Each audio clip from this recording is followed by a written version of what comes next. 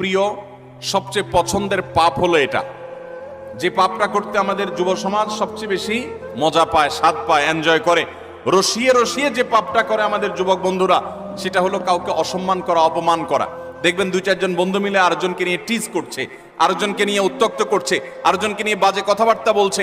এমনকি আপনার ইউনিভার্সিটিগুলোতে আমরা প্রায় সময় দেখি যে কি হয়ে থাকে, র্যাগিং এর শিকার হয় ছোট ভাইয়েরা, জুনিয়ররা, এবং এটাকে তারা মনে করছে তাদের অধিকার। মানুষ যখন অসভ্য হয়ে যায়, পশুদের মধ্যে এই কালচার নাই যে একে অন্যকে অপমান করে তারা এরকম অসভ্যের মতো আনন্দ উৎসব করে, এটা তাদের মধ্যে পর্যন্ত নেই। আল্লাহ তাআলা সেজন্য এই মানুষগুলোর সম্পর্কে বলেছেন, উলাইকা কাল আনআমি বাল হুম আদাল, যাদের হিতাহিত জ্ঞান নাই, ভালো মন্দ পরখ করার মতো ক্ষমতা নাই, অন্যায় করে আবার সে উল্লাস করে, ফুর্তি করে, এই মানুষগুলো চতুষ্পদ জন্তুর চাইতে আরো খারাপ, কারণ চতুষ্পদ জন্তু এত খারাপ হতে পারে না।